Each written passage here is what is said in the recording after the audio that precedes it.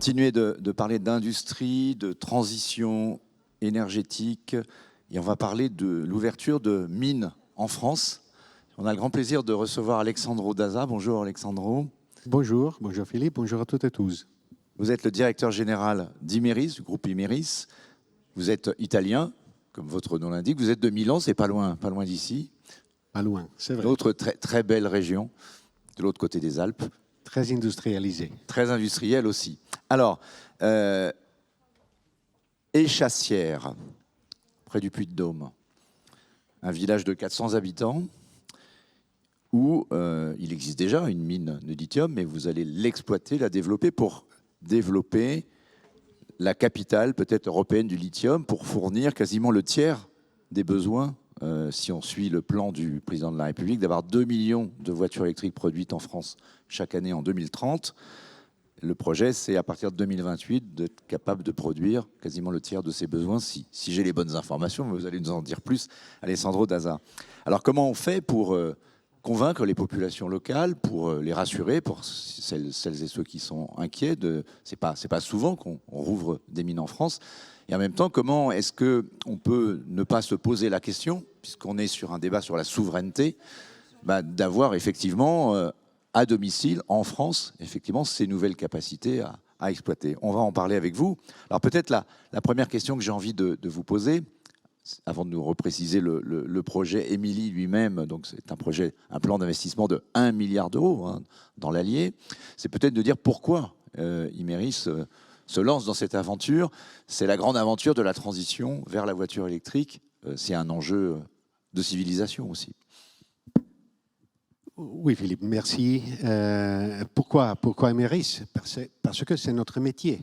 C'est quoi Imerys? Imerys, c'est une société française qui est le leader mondial dans les minéraux des spécialités. Alors, beaucoup de petits minéraux qu'on voit, qu'on trouve, qu'on utilise tous les jours dans notre vie quotidienne, mais on ne le sait pas.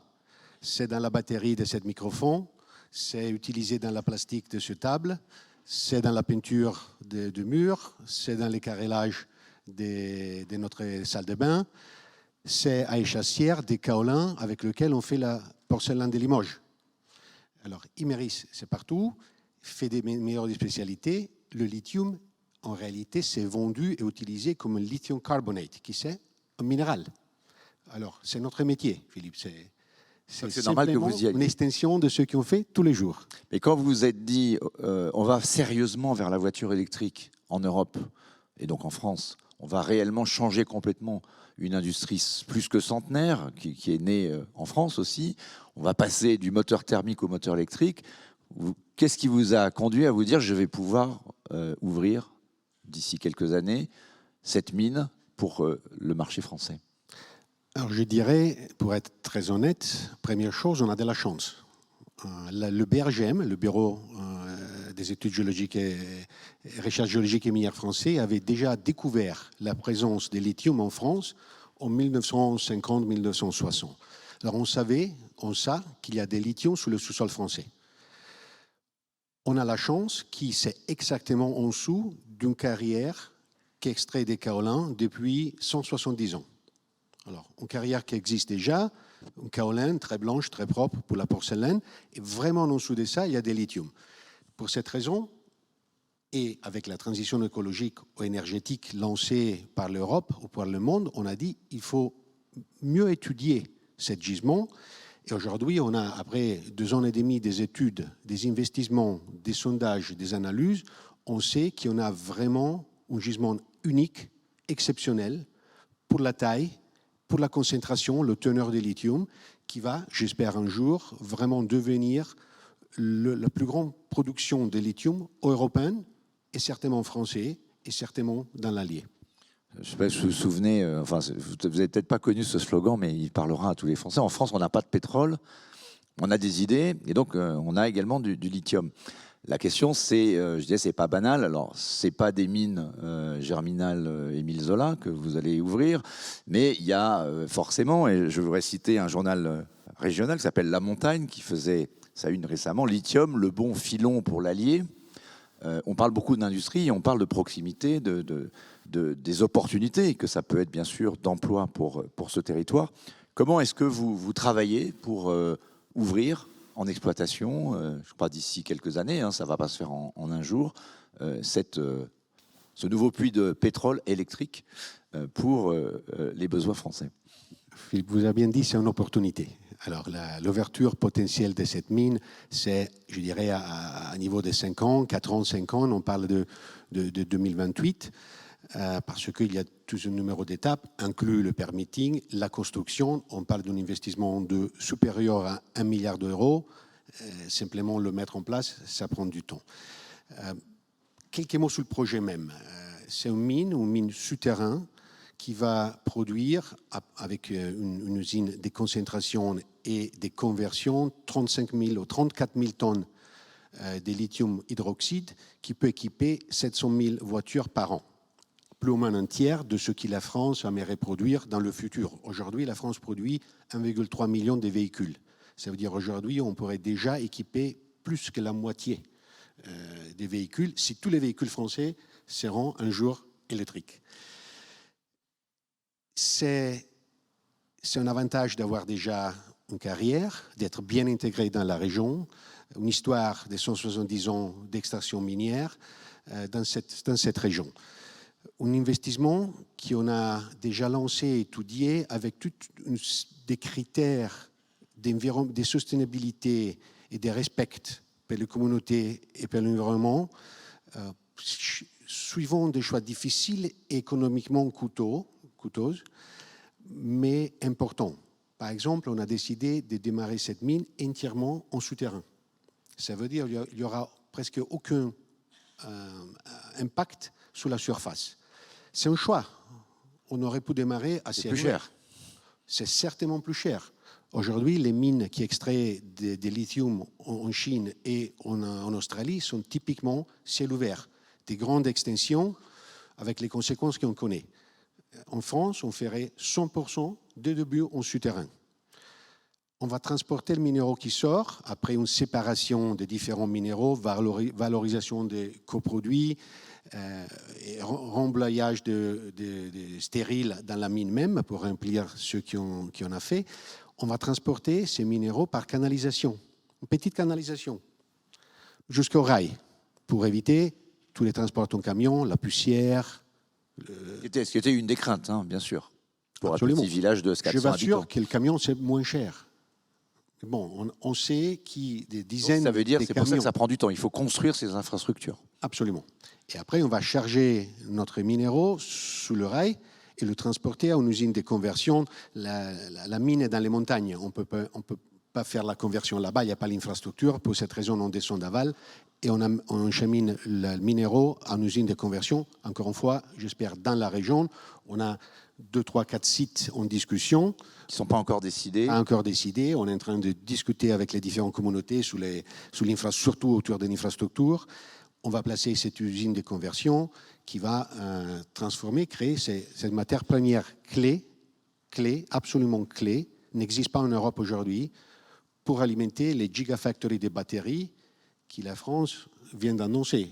J'ai eu la chance d'être il y a 2 jours à Douvrin, à l'inauguration de la batterie, de la gigafactory des ACC. Oui, l'idée, c'est donc d'alimenter ces nouvelles gigafactories dans les Hauts-de-France. C'est une forme de solidarité magnifique entre la région Auvergne-Rhône-Alpes et la région Hauts-de-France. Éventuellement, j'espère.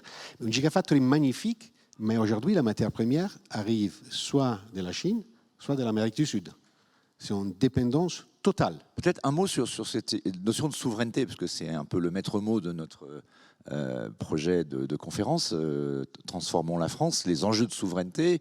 Jérôme Fourquet les a cités, on les a redécouverts pendant le Covid. Aujourd'hui, si on veut vraiment réindustrialiser la France, il faut le faire effectivement autant que possible avec les ressources dont on a la capacité d'avoir accès. Alors, il y a cette chance, vous citez, mais derrière, il y a aussi une opportunité de développement pour tout un territoire qui va bénéficier, je crois que j'ai lu, près de 300 ou 350 créations d'emplois dans la mine et 200 ou 250 sur le site de conversion. Ça fait quand même beaucoup à terme. Plus, je lisais, avec les emplois induits, près de 1000 emplois indirects. Est-ce que c'est des éléments qui comptent dans la création de cette mine ? Tout à fait. Je dirais, vous avez mentionné la souveraineté, je pense que c'est clé. Je pense que le lithium va être une matière première rare et difficile à s'approvisionner dans le futur. Avoir la souveraineté. Tout le monde va en vouloir, ça c'est sûr. Exactement. La Chine pour son propre Exactement. besoin et pourtant. Et il y a aussi cette logique, c'est ce qu'a dit le président, que les voitures et les batteries, ça serait bien qu'en Europe, elles soient produites en Europe. Donc il y a cet enjeu également de l'empreinte carbone.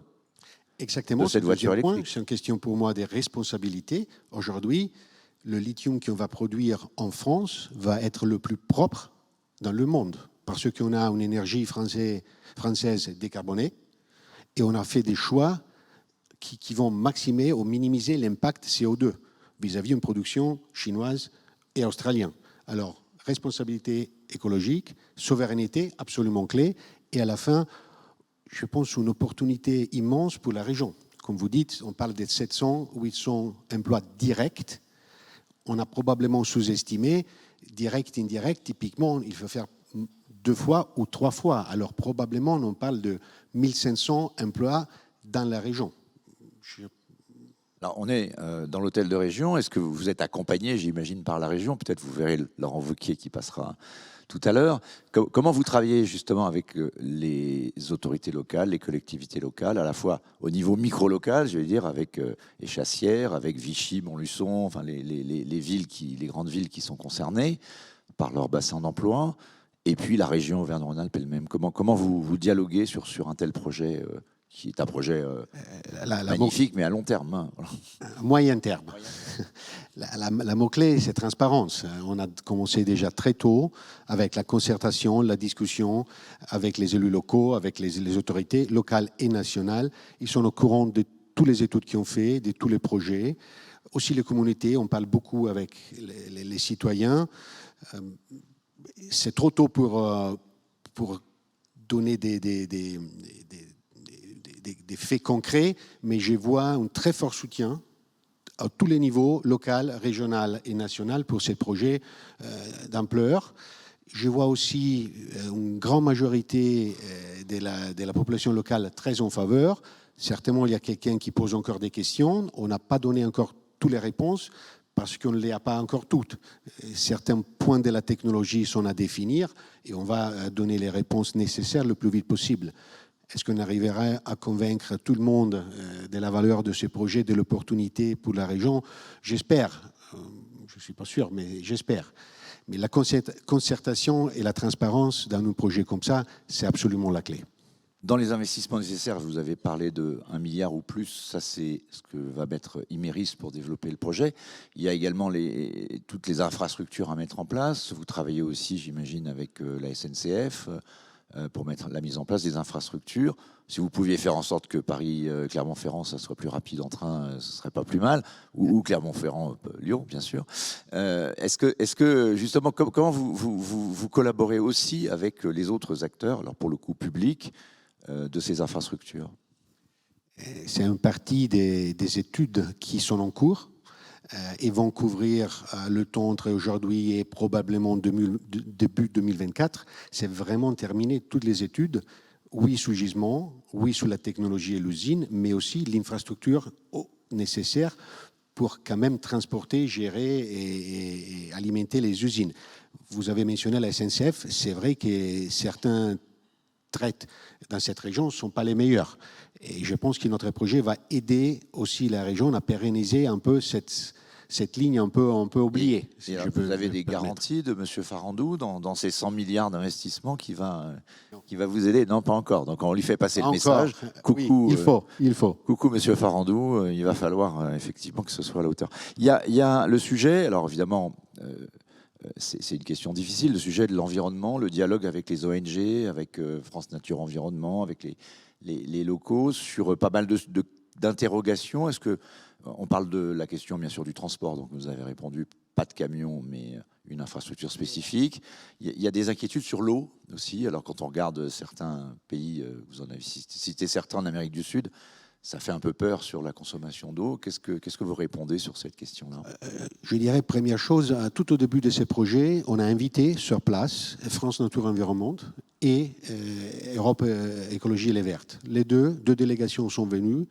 En toute transparence, on a tout montré. Mon commentaire, c'est de dire, ils ont dit, on va vigiler. Mais ils ont vu les efforts qu'on a mis sur ces projets pour le rendre le plus soutenable possible. Une mine, une carrière touche la nature. On ne peut pas dire le contraire. Mais le faire d'une façon responsable et durable, c'est la clé, c'est possible. La France aujourd'hui a les règles les plus strictes dans le monde, au point de vue environnemental, qui c'est pour nous bien. Ça va nous aider à qualifier notre projet comme le plus environmentally friendly, soit le plus écologiquement soutenable dans la production de lithium. On voit bien, vous êtes au carrefour en fait de la schizophrénie, c'est-à-dire qu'on voudrait des emplois et on voudrait être souverain et pas dépendre du lithium ou des batteries chinoises, et en même temps, évidemment, on n'a pas forcément envie de l'avoir en face de chez soi.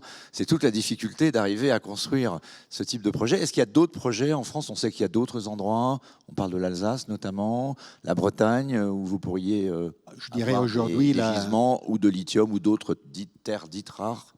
Il y a des projets en Alsace d'une nature complètement différente. Ce ne sont pas des mines, ce n'est pas d'extraction à partir de la roche, mais c'est une extraction à partir de l'eau. Ce qu'on appelle saumure. Ce sont des hautes profondeurs qui sont pompées à la surface et le lithium est filtré à partir de l'eau. Complètement différente de notre métier. Pour revenir un peu sous l'eau que vous avez mentionné, les études sont en cours. On a nominé une société externe qui va faire des études hydrauliques et hydrogéologiques pour vraiment assurer qu'il n'y aura pas de contamination d'eau d'un côté et que l'eau nécessaire pour ces procédés, qui c'est des quantités vraiment limitées. On n'a pas l'eau, c'est simplement une eau industrielle, comme on a dans toutes les industries moyennes françaises, mais en général. On aura cette réponse bientôt. La technologie, et les gens souvent oublient que l'extraction de lithium en Amérique du Sud est grand consommateur d'eau à cause de l'évaporation. Il évapore l'eau de cette saumure. Alors, ce n'est pas le cas à Échassières, en Allier, comme ce ne serait pas le cas en Alsace si les projets vont aboutir, parce que c'est une filtration. Alors, projet alternatif, technologie différente, je trouve aussi très intéressant. Et comme je viens de dire, je pense que la France a besoin de lithium pour faire cette transition écologique et toutes les sources intelligentes sont bienvenues. Dernière question, est-ce que vous avez étudié le cas où on ferait des batteries sans lithium? Parce qu'on évoque des nouvelles technologies de batteries solides, au sodium notamment, pour prendre... Est-ce que vous êtes couvert contre le risque? Enfin, visiblement, on va avoir besoin de lithium pour un certain temps. Mais est-ce qu'on en aura besoin tout le temps? On ne sait pas. Alors, batteries solides vont utiliser des lithium, batteries à base de sodium. Le sodium va remplacer théoriquement le lithium. C'est une technologie très au début. Je ne m'attends pas de voir l'industrialisation de cette technologie sous les prochains 10 ou peut-être 15 ans. Mais une chose importante, il ne faut pas oublier. Pourquoi lithium? C'est le métal le plus léger dans le monde.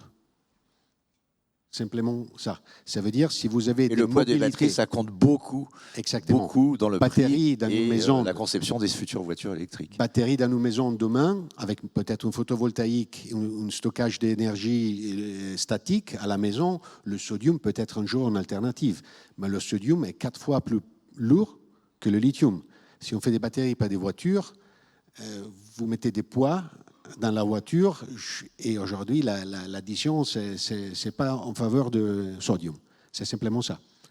Bien, merci beaucoup en tout cas Alessandro Daza d'être venu vous expliquer sur ce projet qui, s'il voit le jour, et visiblement il est pas mal parti, vous prendrez grand soin en tout cas à ce que cette mine ne soit pas le germinal de Émile Zola, on l'a bien compris. Il ne faut pas forcément s'en faire une montagne et ça peut être un enjeu aux clés pour la réindustrialisation de la France et dans cette région en particulier. Merci d'être passé. Merci à vous. Merci Philippe. On vous suivra dans la tribune. Comptez sur nous.